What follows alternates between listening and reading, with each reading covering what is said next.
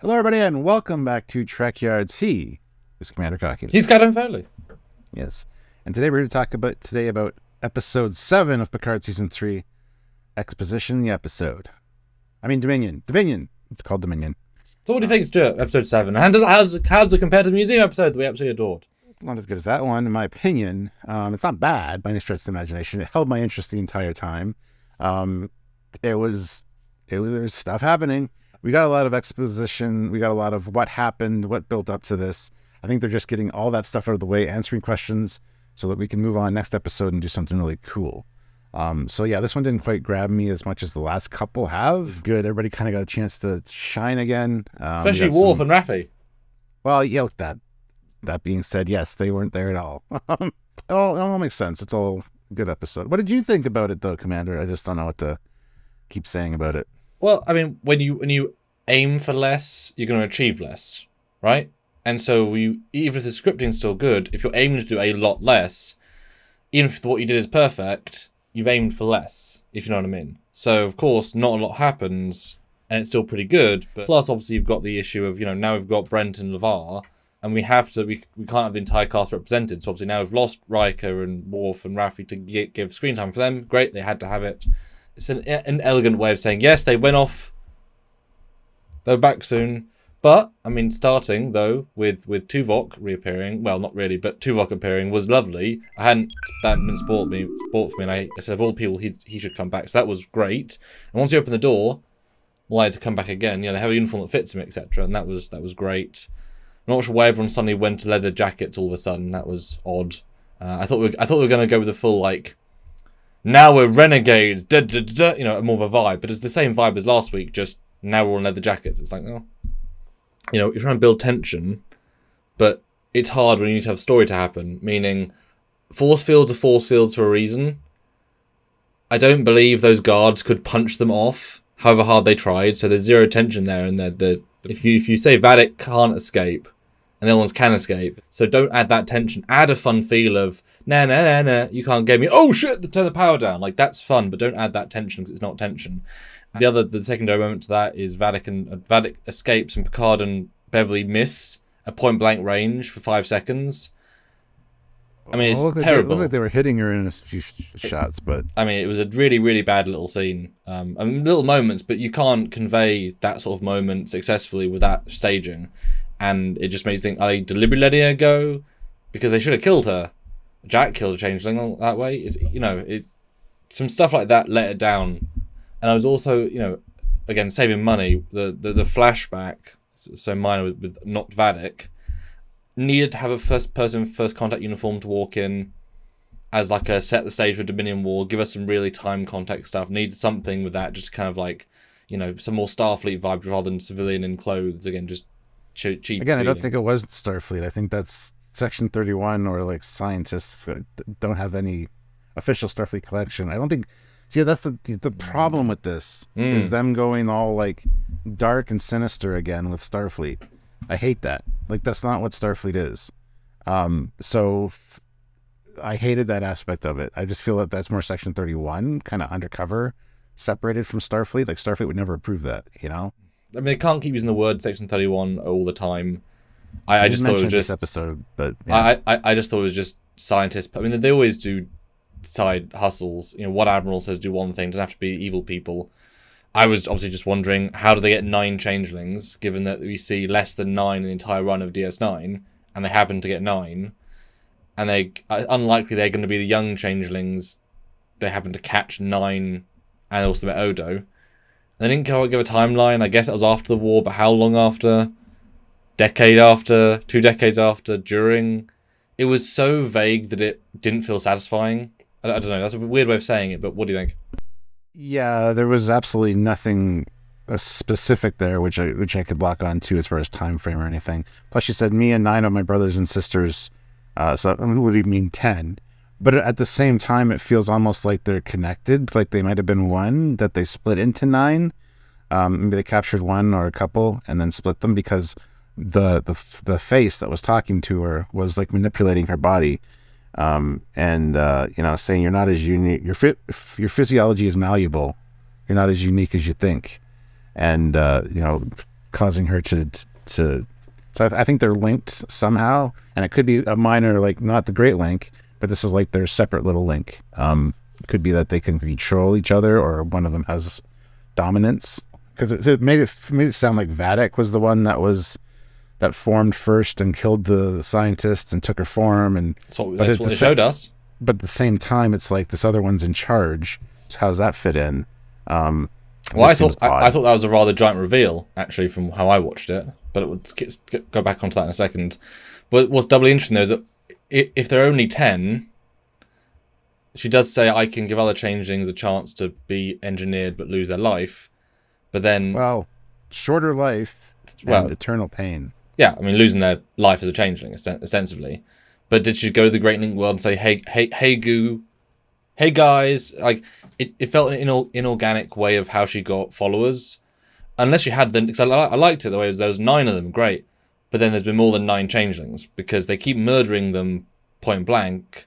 And if each one is hard to get, it devalues it. We kind of said maybe they split off from each other, but that's definitely not implied in any way. I think that might be why the ones with the masks are shapeless and formless and undefined, as she put it in the other episode. Maybe they are segments of herself, or the main one. They didn't say that. I can't. No, based on this stuff, I'm not going to extrapolate that now. Based on this, yeah, because she basically said what she can do, power set. And that was definitely not in that, but it's confusing because it's such a great link of combined knowledge, intellect, and intelligence that you don't just go up to and say, "Hey, can I have 50 volunteers to go cause havoc?" It's not really. Pardon the pun. It's such a great link. Thank you. Should we point out that this is called Project Proteus as well? We might as well put that out there just so it's out there. So that was both clearer and unclear. So minions are the same changeling, but they're not. And they can get killed, and who cares, but not. And we've seen a couple of forming changelings, but also not. That's a problem with having foot soldiers for a race that doesn't have foot soldiers. They should have been Jem'Hadar that were like malformed, but they've been confirmed as changelings. So, and why are they speaking a language? That's a problem. If you clarify half, I'm sure there's a reason, but if this is the entire reason we're going to get, I'm ill satisfied by it. The other thing I hated about Project Proteus and her talking about that was the sounds of being accustomed to the squeaking of wheels, the sounds of boots on concrete. How do you hear boots on concrete on a space station? I absolutely despise that. It took me right back to Kelvin, and I'm like, that's not how space stations are built.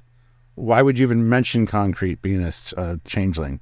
So that annoyed. That was just a bad writing choice. That slipped all the way through. I hated that. Yeah, it got JJ vibes instantly. Yeah, me too. And a little bit much. It's a small thing. Yeah, but there's not a lot of big things to look at in the episode. You notice the small things because there's not a lot of big things, etc. Yes, exactly. Yeah. The other thing I want to talk about real quick is Jack and your son's physiology. You want to talk about your son's physiology? And he was never really yours either, because we want Jack. Well, somebody wants Jack. I don't, but he's not really mine. He's not really yours either. So almost like Jack was, Crusher was impregnated with Jack on purpose, and it could be like, because Jack now can control people, a la, Real Steel, the movie, the boxing robots. You just get out of the ring and you link in. So. I don't know, her line there, you want to talk about your son's physiology and he was never really yours either, implies that she was impregnated by somebody deliberately, and that wasn't Picard. I don't know. What did you get, any kind of indication from that? It felt like they just muddied the water, honestly. Because absolutely they did. The thing about a mystery box is that you leave clues. But if the clues are either so hidden or they're so obvious you can't leave them, I have no theories, because they threw so much random stuff in that it doesn't link to anything in my brain. Nothing. I was just like, oh, I have no idea what to think. Again, like the red door, like nothing of this connects to anything. So I don't know. I couldn't grab hold of anything logically. It was all just kind of, look, more things. Maybe 8472 still, because they've got, they have telekinesis as well, or telepathy, I guess. And we have seen another Voyager connection with Tuvok, at least the intent to use them. So a bit more evidence towards that. specials. I don't know if you caught, but they said that the isotope that was used to make them was 847 something else. I thought was quite cute. Or Thelonium 847. Yeah, I was like, well, that's a strange coincidence of hint. You can track them, but although wasn't that great? We can track them, but not the foot soldiers, except the 1 foot soldier. So how did you not track the 8 on the bridge? Who and where did they come from? They didn't beam in.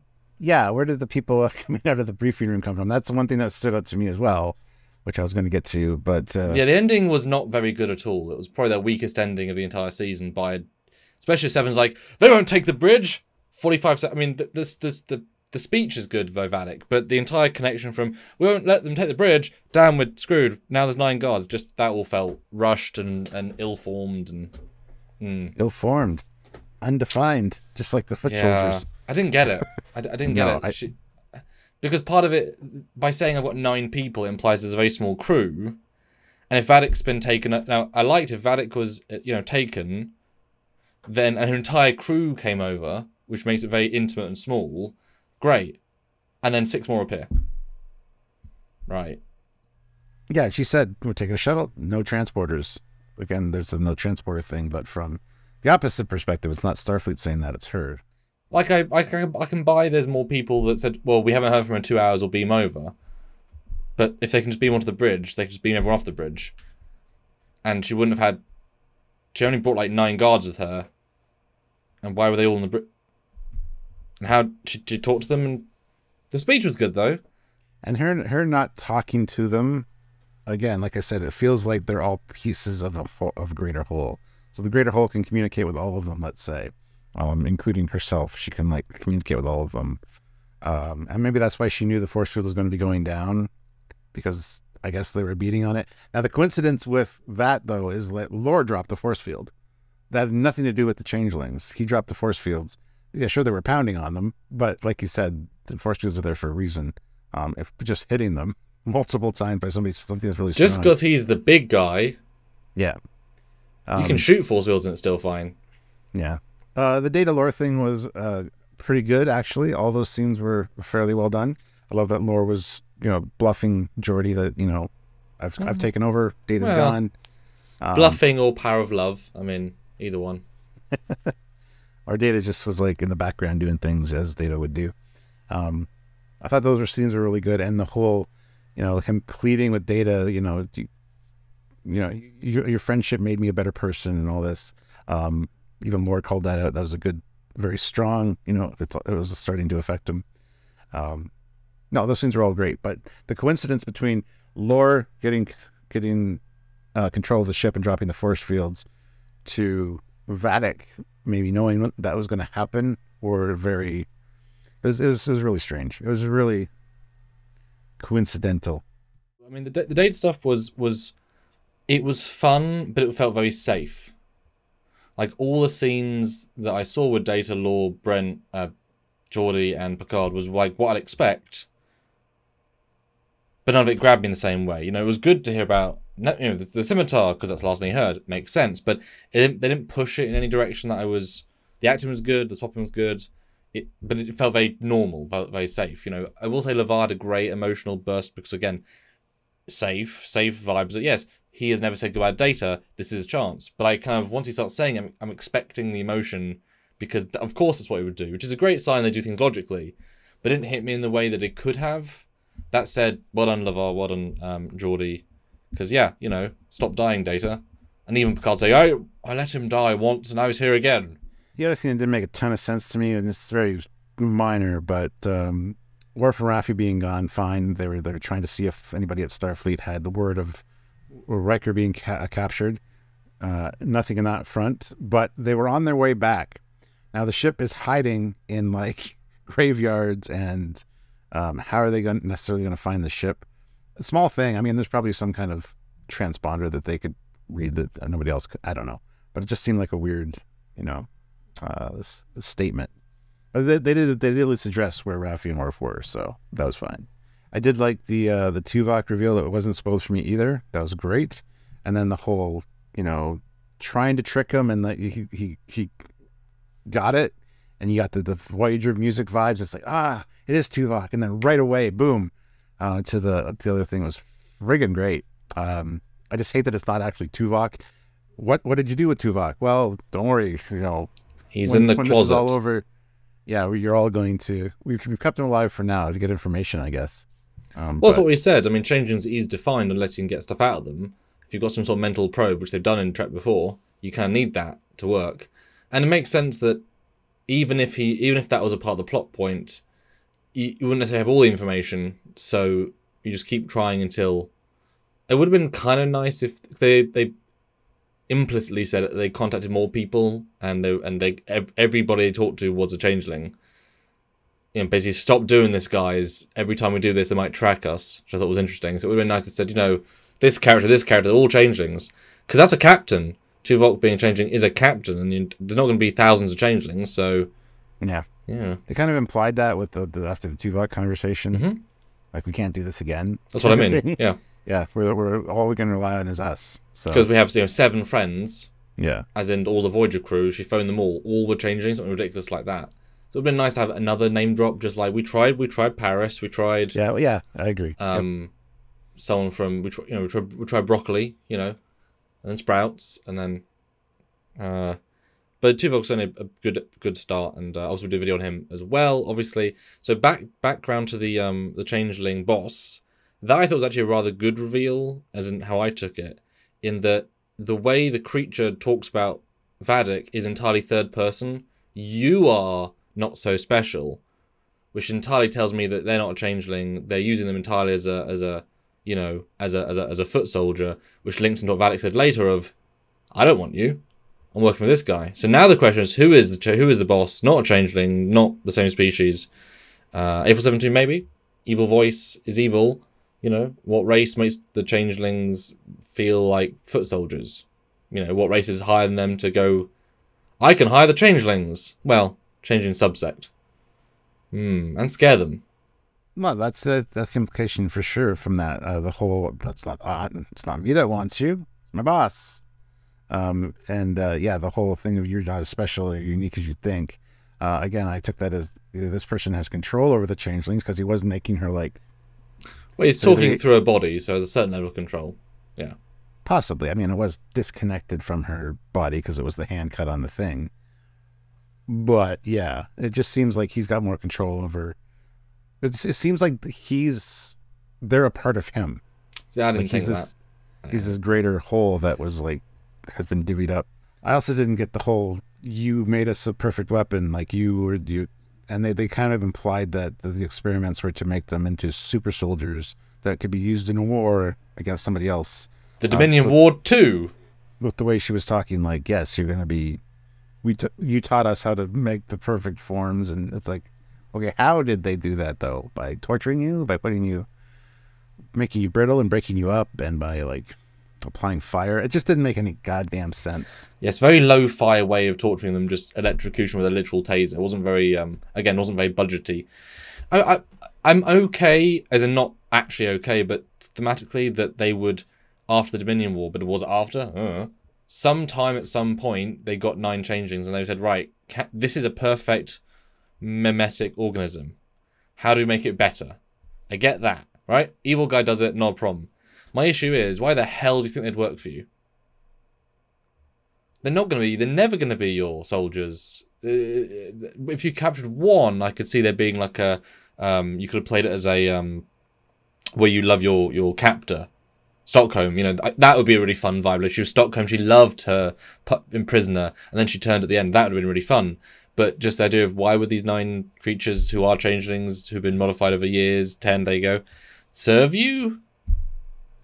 Is a disconnect. That's what I mean. That didn't make sense to me. A logical disconnect. It's like, yeah. If you were trying to find out how you could use their morphing abilities to morph your agents, yes, but it just it came or make a new like, changeling. Yeah, it came across like they were being trained and taught how to mimic human form better, so that they could be used to infiltrate. Well, she said to drop into other species. It was very explicit. They are the weapon. It's like they're gonna say no, thanks. I guess you could say maybe it was like the Suicide Squad. They'll put a bomb in their neck, but I'm like, these guys are smart on that. They could find a way out very easily. I have no hesitation to think that. So yeah, all the big reveals have a tinge of There's still a lot of questions, and that's good. Like, they're reveals, but there are also still questions hooked onto them. Yeah, but I don't know if I'm even engaged with the Jack stuff. It's so all over the place. It'll probably make sense at the end. Like, we'll look back and go, oh, okay. But the fact that I'm not... I thought this would be a really nice clarity one, and then throwing him telepathy and body control just is too much. At least he's being honest with them. Well, somewhat. At least he's sort of trying to be. There isn't that wasting time of, what should I do? Should I tell my parents? Yes, no, yes, no. At least they're trying. Although, once again, not very much Patrick this week. Again, he's barely in it. And he's always sitting... He's not doing much. I mean, he's 82, but he's definitely not in these stories a ton. But at least he's, doing Picardian things. He sounded very Picard in a few instances in this episode, like a stronger voice and all that. Yeah. Well, so. Well, if you talk less, give him a couple of days off, and he might be stronger. Put some honey in his Earl Grey tea, help his throat. That's all I can think about to talk about with this episode. So, guys, comment down below what you thought about it, and please join us for our live review later today. I'm going to go into some detail and break this thing down scene by scene, see if we can figure out anything else or anything that we might like more on when we actually do that. So please join us for that, and comment down below. Like the video, subscribe to the channel, do all the things. Such as, there's a whole long list I'm going to go to right now. You can super chat on any live we do. Like our full breakdowns. We love your communication, your thoughts, your theories, your everything. And the donation helps too. Also, with thanks on any single video we do, on any of the many videos, on any of the many stars of videos we've done. Oh my god, you can even go back to our top 10 or a data file and super chat, or super thanks, whatever you want. Amazing. You can give on PayPal. That is trekyards@hotmail.com. Anything helps the show costs. Or you can go monthly. There's two ways, Stuart, so we'll count as two. Patreon. It's a monthly way that helps the channel. If you don't like YouTube, go on Patreon. If you don't like Patreon, go on YouTube. You can press the join button and support us that way. Or you can buy merch down below at the Teespring, TeePublic, etc. Or you can go to Stuart's house and hand him free cookies. He will appreciate that as support. Or you can fly to my house and don't do that. Just donate the money on PayPal. So take the one away, Stuart, because that just the PayPal. If you can afford to fly to the UK to read cookies, just PayPal it. Trekyards@hotmail.com. Thanks in advance. See you next time. That's a lot of things you can do. And if you want to be part of our fleet and enjoy the fleet video, click the join button. Here comes the fleet video. Here it comes. Look. Engage.